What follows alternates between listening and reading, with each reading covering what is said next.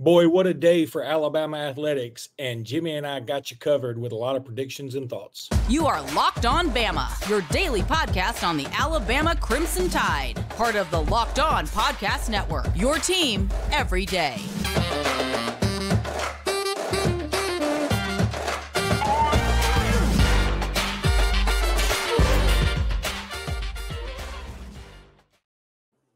Hey, everybody, and welcome back into Locked On Bama. Luke Robinson, that's me. Jimmy Stein, that's him. This episode is brought to you by Nissan, and we'll talk about Nissan in just a little bit.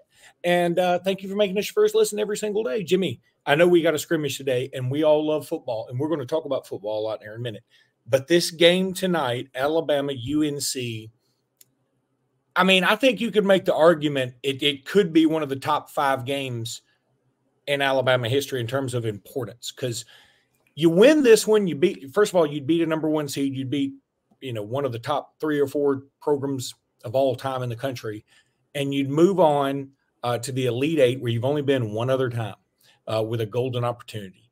And, I feel like this game is just monstrous. I've reached out to Brian Passink, and he was unsure if Latrell Wrightsell was going to be playing as of a couple hours ago. He is obviously in L.A., I don't know if he's going to be playing or not. I certainly hope he does. I think Alabama's chances increase with his playing. But regardless, stranger things have happened, like Yale beating Auburn, than Alabama beating North Carolina. So I feel like it can happen. My head keeps telling me UNC. I'm going to pick Alabama just because. I figured you might. What's it going to do? I mean, what's the harm? Alabama can win. Hey, whether we predict it or not, Alabama's certainly capable of winning the game. They're a really good team. They wouldn't be in this spot if they weren't. They beat North Carolina a year ago with many of these same North Carolina players back. I mean, Davis played in that game. Baycott played in that game. Ingram. So, it's very conceivable. The line is only 3.5 or 4.5, and that wouldn't make it a gigantic upset by any means. So Alabama can win tonight. They just have to do the things underdogs have to do, which is play well, minimize errors, take advantage of North Carolina's errors when they happen. You can't let them turn it into an Armando Baycott exhibition where he just can't be guarded. He scores 26 with 15 boards. If that happens, it's going to be a really long night for Alabama. But he's going to get points and rebounds. You just have to make sure it doesn't get carried away. But what we really have to do is shoot well. I think I'll tell you a key tonight. I know a lot of people look, well, Wrightsell plays or not. Of course, having Wrightsell would make a huge difference for Alabama. I think a big key tonight is Nick Pringle, of all people. And what I would like to see from Pringle is hey, you're going to be matched up with Baycott a lot. And you don't have to shut him out. No one's expecting that, Nick. But limit him, show out, have moments, have Pringle moments when you're matched up with Baycott, whether that's getting rebounds, whether that's scoring on him, whether it's getting him in foul trouble, with some offensive moves. Just saying, I think Nick Pringle's big tonight, and I also think Nick Pringle would really love to win this game. So I'm really excited for Alabama. Like you said, I think it would be the biggest win. If Alabama wins, I think it's the biggest win in school history. I really do. If Alabama loses, it just simply joins the other 9 Sweet 16 losses as well. There's Alabama bumping their head on the ceiling again. That's a good way to put it. There was I hate to throw somebody under the bus that didn't write it, but I think it was Jeff Goodman from AL.com. Is it Jeff Goodman from AL.com? Isn't that right? Joseph Goodman works for Joseph Goodman. Jeff Goodman is somebody else. Yeah. He's Joe's cousin. But no, I think it's Joseph, whoever it is, the Goodman from AL.com. I think he wrote an article about how, look, Nick Pringle has been good at times, but he's also held Alabama back, essentially. Nick Pringle actually retweeted that and was like, this is trash. And, there's something about that I like. There's something about it I don't like. I mean, I think that's just what you get with Nick Pringle. He is explosive emotionally and on the court. I mean, he can dunk it with the best of them, and he can get super emotional. And I'm with you. I'm hoping I think the coaching staff, and hopefully Nick Pringle sees this. hey man, this is your chance to really shine. I mean, you want to right any wrongs that there have been where you had to fly in late for the NCAA tournament or where you were suspended and people were wondering what the heck's going on in your head. You want to right some wrongs, play the game of your life tonight. And then, you know, boy, I hate to get too far ahead of myself, but if Alabama were to win this and, you know, then they have a matchup with a team that's already beaten them this year, whether it's Clemson or Arizona. And if you're playing Arizona, you're playing a great team that will be playing for the right to play a Final Four in Phoenix, where, ironically, they beat Alabama earlier. Or you could be playing a Clemson team with P.J. Hall, who is a heck of a player, and Clemson ate us up in Tuscaloosa. So it's just a golden opportunity. And hopefully the basketball gods smile upon us a little bit. I think we're going to need a little luck. We're going to need a little ball bouncing our way kind of thing. But I'm going to pick Alabama to win. I don't feel super good about it. I feel like I'd be a jerk if I didn't. Well, I'm picking Alabama to win because, like I always say, I usually pick Alabama to win, and I'm usually right. Yeah, that's a good way to put it. Whether that's football or basketball, because mathematically it works out. Mathematically it works out. Look at the win-loss record. You're usually going to be right if you pick Alabama. Now, the thing about Pringle that I say all the time, which I think is true, and you have to grasp both ends of this. Pringle's not a great player. Great players do things like win awards. You make all SEC. The NBA is really interested in you. You score 20 points and sometimes put the team on your back. That's what great players do. Nick Pringle's not a great player. But at the same time, Alabama would be in a world of trouble without Nick Pringle. You remove Nick Pringle from this team, I don't believe Alabama is in the Sweet 16 tonight. I don't believe Alabama finished 13-5 in the SEC. I think Alabama would have really struggled without Pringle. He's sort of a piece that they don't have. The one guy that does these things better than anyone else on the team can do them. So in my mind, Pringle is a critical player. He's not great, but he's critical. Tonight he may be more critical than normal just because of the matchup. Someone's got to physically match up with Baycott. That's going to have to be Nick Pringle. I don't know why this popped into my head. You and I are famous for our sometimes off-the-wall analogies. Yeah, do you know what Nick Pringle is? He's washer fluid in your car. You don't have to have it to run the car, but if it's love bug season in Louisiana, and believe me, I've driven through Louisiana during love bug season, if you don't have washer fluid, the car doesn't really go the way you want it to go. You've got to stop a lot and clean off the windshield, and it's just dirty. You don't have to have it all the time, but we need it tonight. Nick Pringle is our washer fluid. And here's hoping that he is certified Windex this evening. I like it. I didn't mean to cut you off, Jimmy. No, Sometimes I like the analogy. I was also going to say that I'm no insectologist, but I don't know why they call them love bugs. A lot of that looks very casual to me. I think that's a lot of casual sex bugs. That's casual. That's we just hooked up at the bar bugs. Oh, Nissan is so appreciative that you started off this way. This week's March Madness Bracket Highlight is brought to you by our good friends at Nissan. Each week, we're picking one team that stands out, a team that pushed it further than the rest, just like the all-new 2024 Nissan SUVs. These guys were able to take it to the next level.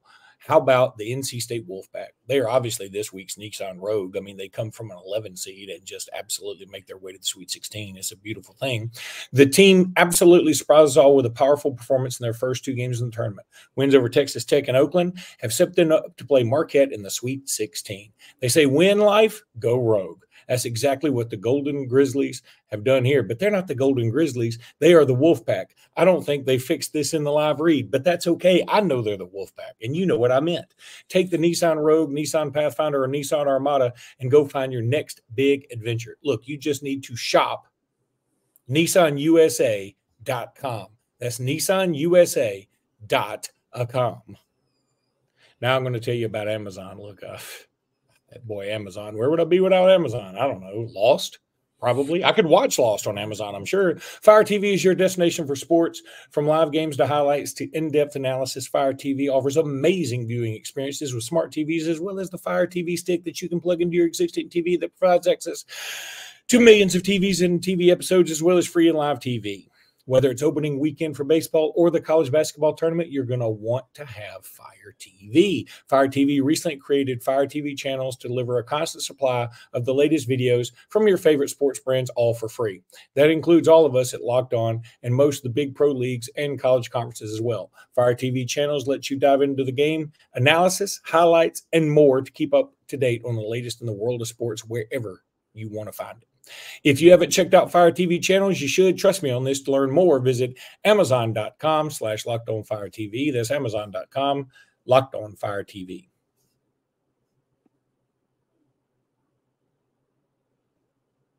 All right, Jimmy, let's talk a little bit about this scrimmage. It's going on, I guess, right now as we are cutting this? About an hour from right now as we're cutting this. Team should be arriving at the stadium shortly. And I'm really excited. It's crazy that I'm excited about it because I don't get to see it. I don't get to cover it as media. we will know nothing about it until Kalen DeBoer speaks to the media following the scrimmage. But I'm just very excited that it's happening because before we can get to future scrimmages, including A-Day, we got to get through this one. But it's just one more step closer to football season, which is really going to be here so soon, Luke. A-Day is just in a couple of weeks. Right after A-Day is the NFL draft. And right after the NFL draft, boom, you're into the 90-day countdown until the opening of fall camp. That's how close it is. And then the summer, you got your Destin meetings, your summer magazine season, and your SEC media days, which is, by the way, July 15th. Man, that just cuts the summer right in half. And I dig that because as people may not know this, I'm not a summer person. I grew up in Ellick City on the lake, and I love the lake. It's great. But now it's too crowded, and there's too many mosquitoes, and you can't drive anywhere, and it's hot as Hades in Alabama. Boy. And, I'd much prefer the fall. I'd much rather have football/basketball season than I would summer all day. We're so old. I know I'm old. I get it. I'm even complaining about bugs mating. That's old. You're like, those two bugs don't even love each other. Yet they had a suicide pact, like Romeo and Juliet. Okay, so scrimmage-wise, what do you expect from this scrimmage? I mean, look, again, it hadn't started yet. When we do the podcast next time, we'll have some news on it. But what do you expect from it? Well, if I was going to see it, what I would expect to see is mess, and I would have really low expectations from an execution standpoint. They've practiced like 8 times. 8 times they've practiced a brand new offense, a brand new defense, brand new play calls, new terminology, playing for coaches they'd never met. If it's ever going to be a mess, it's going to be a mess today. And there's nothing you can really do about it. What you want to see is, okay, we've thrown a bunch of noodles up against the wall. Let's see what's stuck. And let's see who competes despite maybe not knowing 100% what to do. You're looking for competitors. You're looking for playmakers. You're looking for people who rise above the fact that I don't really know when you say, silver blue 485. I don't really know what that means, but I tried anyway, and I tried hard, and I'm kind of close. I think that's what it's about. It's going to be a little messy. That's okay. It doesn't mean anything. They've got to learn it. Today's about learning. It's not about depth chart hopping. I know everyone's got those questions. Who's first team this? Who started it? Who's the starter? They got to learn these schemes and these plays and this playbook, and the coaches have to learn the talent. What can they do? What can they not do well? That's really what it's about. It's not really about the position battles, which of course intrigue all of us, me too. But that's really going to be a fall camp thing, especially this year. We haven't had a chance to talk about with you Jalen Hale's injury. It was apparently pretty bad.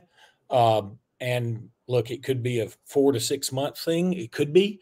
But that's still, even if it is, let's call it 5 months. Cause he's young. We got the best, rehab guys probably in the country, at least some of them. And so I feel like, let's call it 5 months. Let's say he's back in August. Let's say he's back in time for fall camp, which I don't think is crazy to say. Do you feel like this is really going to hinder him? Do you feel like this is a big shot to the wide receiver room? I said yesterday, I did a solo pod yesterday, and I said that, look, it's bad. Okay. I want Jalen Hill on my team. But number one, I don't think he would have started. I don't think he'd be one of the 3 or 4 receivers that are out there first. I think he's very, very good. I think potentially he has a chance to be a starter at some point in his career. And I will always remember him for kickstarting Jalen Milroe's resurgence. So I appreciate him, and I want him on this team, and I want him to be fully healthy. But at the same time, and it's almost like you're slapping him in the face by saying, I don't think this is devastating for the team. And I'm not trying to be that way. I'm just saying this isn't the same as, I don't know, Deontay Lawson being hurt. And again, I'm fully expecting Jalen Hill to have a very nice career at Alabama. I'm not trying to make it sound like I don't like the guy. You know what I'm saying, though. Yeah, I agree with that really across the board. It's bad. It's bad. No one needs to spin it. I'm not spinning it. It's bad. It's bad for Jalen. First of all, it had to hurt. He was carried away from the field by ambulance, has been reported by media. That doesn't happen for just a normal, little old ACL tear, right? So it's bad. And it's bad for Jalen. It's bad for the team because they're losing one of the better wide receivers in the room and a guy they were going to be depending on. And it's going to be bad because while his teammates are out there learning this new offense and learning schemes, Jalen's got to start on the recovery and then the rehab part of coming back from injury. So it's bad. Now, is it truly bad? Like this is going to affect the 1-loss record in the fall? No, I think Jalen, there's a good chance he'll be back out there. Is this injury so bad it's going to curtail how good Jalen can be in the future? First of all, we don't know because we don't know the specifics of the injury. But based on what little we know, I don't think that's the case. I think Jalen will one day return to total good health. And when he is a junior or a senior at Alabama, I doubt we even really remember that he missed the second half of spring practice in his true freshman year at Alabama. So it's bad, but it's not, I say all the time, it's bad, but it's not terminal. This is not terminal. It's not terminal for Jalen Hale. It's not terminal for the football team. It's just not good news. Injuries are a big part of football, as we all know.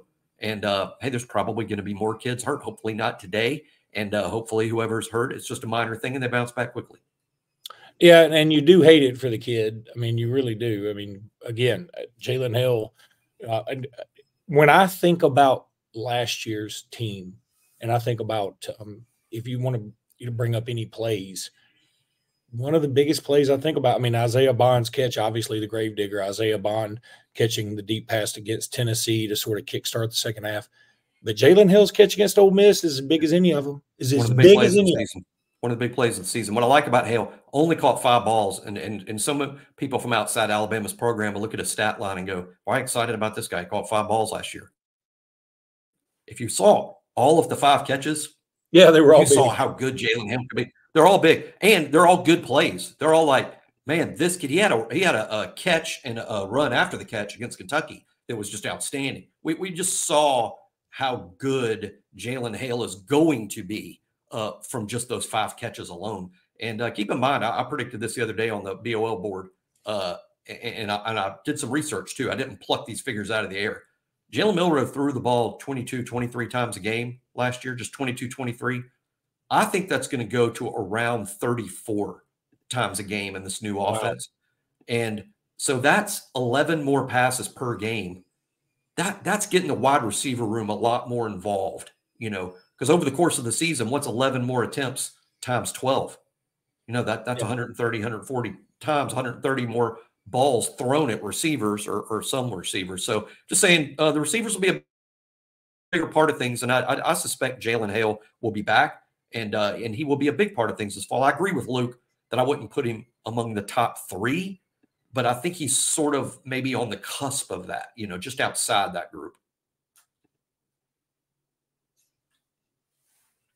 Let me tell you about Bettor Together. And look, you see the play on words there. It's Bettor together, but it's also your better, Better together. Look, The Bettor Together offers a familiar experience for existing daily fantasy sports players with a social twist. You can play with a friend or a teammate. Provides a sense of camaraderie and enhances the social experience of watching sports, does Bettor Together. Makes you realize that daily fantasy sports is fun alone, but like a lot of things, it's better when you're doing it with somebody else. Shows that synergy from working together gives you a better chance of winning than going at it alone. I'm telling you, this is so much fun. You need to go to download the app. If your bracket's already busted, you're tired of the same old daily fantasy grind. I mean, and that can get old, where you can make a roster, cross your fingers, and hope for the best. That's crazy talk. Or do you like losing the last leg of your pick them in an entry? Don't do that. Introducing Bettor Together, the first cooperative daily fantasy platform where teamwork triumphs talent, and you can play with your friends, not against them. Pick more or less on real-time player stats, strategize with your partner to boost your odds, and climb the leaderboard together. So grab a friend and join the local DFS movement. You're going to love it. Download Bettor Together now from the App Store and sign up using promo code LOCKEDON for a free $5 entry into any NCAA basketball contest. Remember the code LOCKEDON because winning alone is fun, but it's better together. You see what I did there?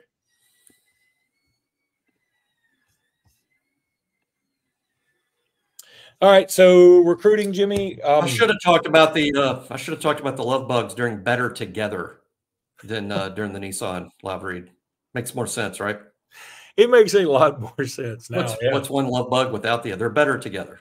Yeah, I mean, I think that's a good. It's a great point. And then the windshield. Hey, if you're going to go out, that's a good way to go out. Look, so Juju, I don't know. Is it? Well, I mean, it's a lot of splatting. Yeah, but I mean, you don't know it. I don't want to be hit like a truck windshield, no matter what I'm doing. Well, I mean, that's pretty you rough. As a human is different. Me as a bug, you don't know. You're just like, beep, beep, beep, beep, and then it's over, and you don't even know. You know, Mm-hmm.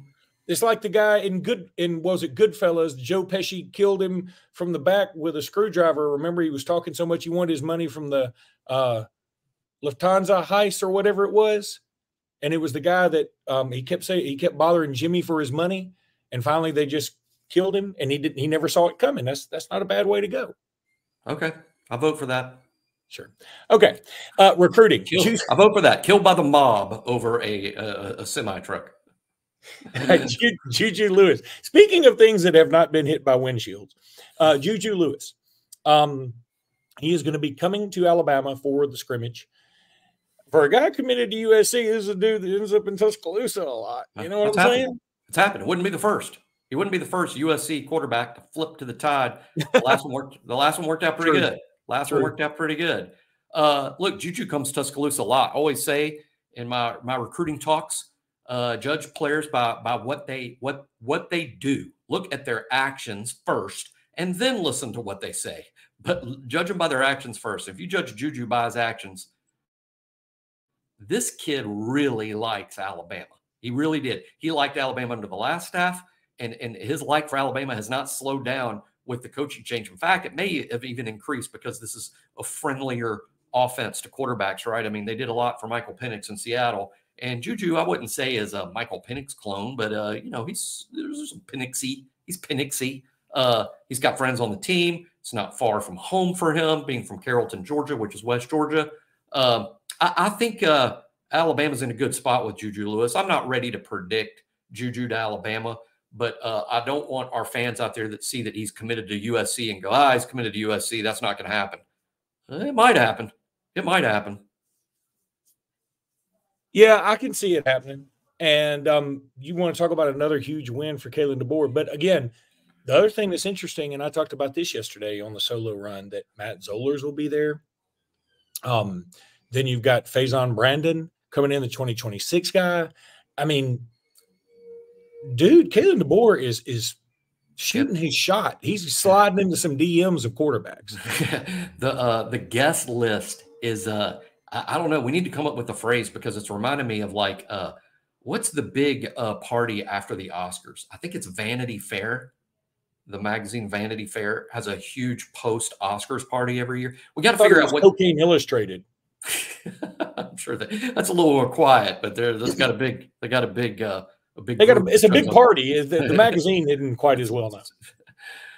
I think it's like a little bit of vanity. We'll come up with whatever, but we got to come up with some sort of analogy, because we're famous for those, even though we're clearly stumbling here, but a guest list analogy, because the guest list under Kalen DeBoer of who comes to Alabama's practices, I mean, I know it's crazy to say, but it's probably, let's just say, as good as the Saban, group. It's frankly bigger and better. I mean, in terms of, there seems to be more high-profile kids coming to practice. Seems to be.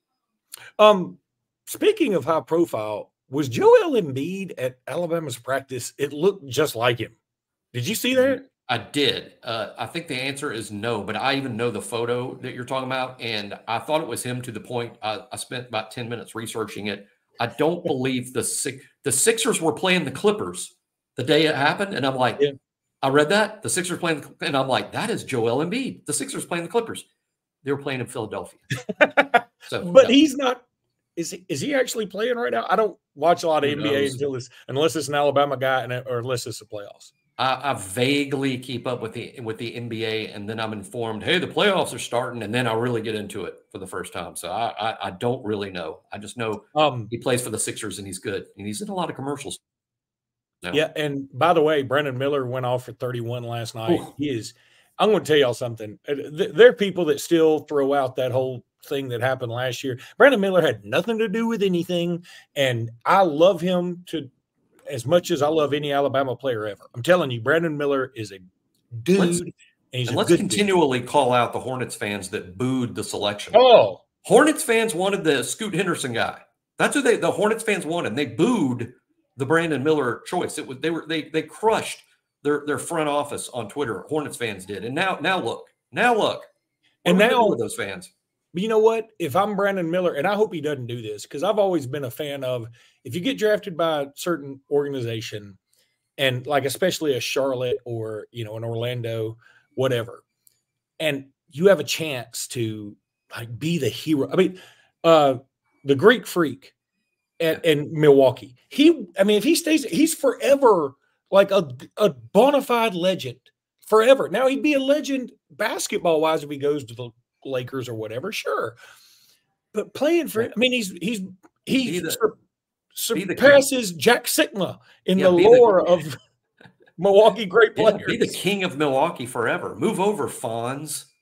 Oh, good. Now you're just pulling some stuff. Well, I was about to make a Laverne and Shirley joke, and it hit me. Wait, that's Happy Days too. So Fonz has to be the king of Milwaukee. Yes. Why was it Bruce set in Milwaukee? It could have been Bruce Pearl from UW Milwaukee. I'm sure they look upon him fondly. Hey, Jesus. I wanted to go on a rant there for a second, but I'm not. In fact, I'm just going to call it a day, because I'll tell you something funny. Yesterday, by the way, I said I'm doing this solo. I said, yeah, I'm still in the Bahamas, which I still am in the Bahamas. And somebody posted in the comments, hey, you helped me win $10 from my wife. I said it'd be less than 1 minute before you mentioned you're in the Bahamas. I said, I want $5 of that. And it's so funny that people think I'm doing a humble brag. Y'all know I came out here on my Marriott points, right? Have you seen Travis Kelce and Taylor Swift are in the Bahamas? Have you seen them? Oh, no, but trust me, my 7-year-old daughter and my 17-year-old daughter both here with me. They're like, yeah, we're going there. And like we told them at first, there's a famous restaurant near the Atlantis. It's like called the Poop Deck. And I know, think what you want. And in fact, that's what they said. They said the Poop Deck. I don't want to eat at the Poop Deck. And I was like, I'm telling you, it's a pretty big deal. And then somebody mentioned, they talk about a lot of celebs show up there. And they were like, you mean like Taylor Swift could show up there? And they're like, sure. Somebody else said that. And they were like, okay, we are going to the Poop Deck every day. In fact, they got mad at us. We didn't go to the Poop Deck the other night. They're like, what about Kelce and Swift? I was like, we don't have their dead gum itinerary. I don't know if they're there. They could be on a yatchet in the middle of the Caribbean. That was a great dad move. Trying to get everybody to the Poop Deck. Like, we're not interested. And you're like, Taylor Swift could be there. And they're like sprinting to the poop. Well, that's from here on out, that's exactly what I'm doing for everything. Yeah. Dad, don't make me go to the dentist. Taylor Swift could be there. Taylor Swift gets her teeth cleaned there. Little Tartar. Okay. Tartar Swift. All right. That's going to do it for today's podcast. We'll be back tomorrow with more, hopefully talking about a big Alabama win. Until then, roll tide, everybody. Roll tide.